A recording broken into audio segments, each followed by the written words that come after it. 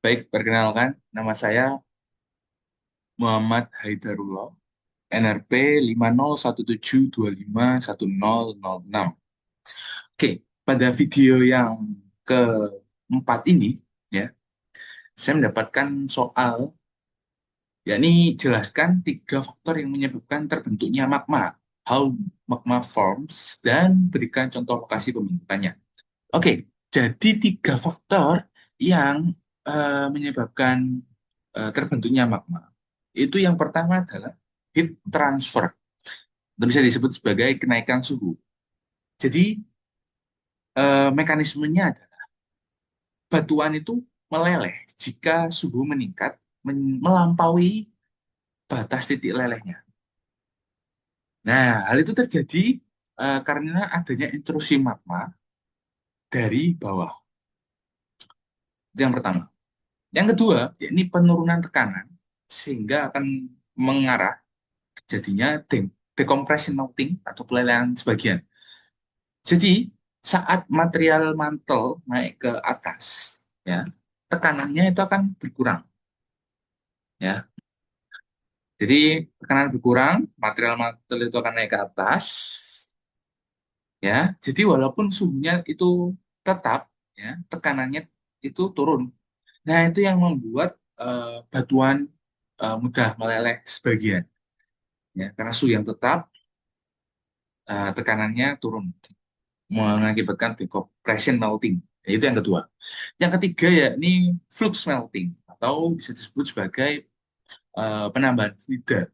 Jadi penambahan fluida ini mekanismenya itu terjadi biasanya di zona subduksi, yang mana ketika lempeng samudra, ya, ketika lempeng samudra membawa air ya dari samudra, itu dia akan masuk ke dalam mantel. Sebagaimana kalau zona subduksi itu eh, salah satu lempeng akan menunjuk ke bawah, yakni dari lempeng samudra itu yang menunjuk ke bawah, itu membawa air sehingga air tersebut akan eh, menjadikan flux melting ketika eh, air tersebut mengalir ke bawah di area terjadinya magma. Dan area terjadinya magma itu biasanya umumnya terjadi di mantel.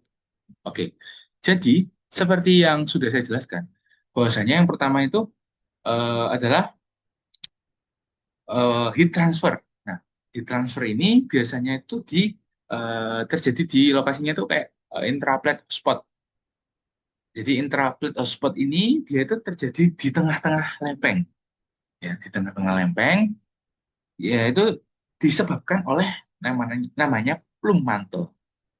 Jadi eh, disebabkan oleh plum mantle ini adalah material panas yang ada di dalam bumi.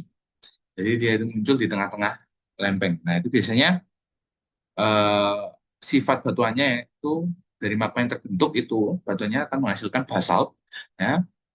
Dan contohnya itu bisa seperti gunung api Hawaii. Nah itu untuk yang heat transfer.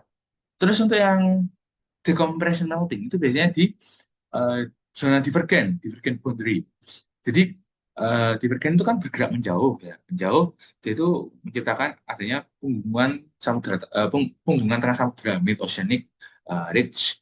Ya. Jadi ketika material mantel naik ke atas ini, ya, set ini tekanan kan berkurang, dia naik, tekanan berkurang, dan itu terjadi decompression melting seperti yang saya bilang di awal, pelelehan sebagian.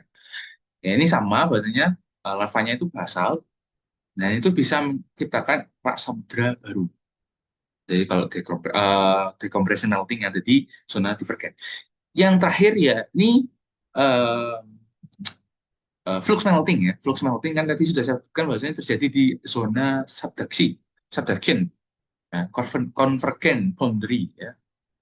Jadi satu lempeng kan nanti menunjam ke bawah, ke lempeng lainnya. Nah, air dari lempeng yang di samudra tadi membawa menunjam ke bawah masuk, ya, akan masuk ke mantel yang menyebabkan flux melting ya. Jadi menurunkan titik leleh karena air yang masuk. Nah, itu biasanya kayak akan silika, ya, kayak akan silika lebih kental ya. Kalau silika itu memang kental, kalau gelsik itu biasanya eh silika kental, sorry, gelsik yang silika. yang Mavic ya. Mavic itu cair. Biasanya di kedalaman yang lebih dalam. Itu seperti di area dekat inti, itu dia kan cair. Tapi dia mengandung banyak ini unsurnya besi. Jadi itu tiga. Yang pertama dari transfer, kenaikan suhu, decompression melting, dan sebagian ya penurunan tekanan terjadi decompression melting. Yang ketiga ada penambahan fluida, flux melting.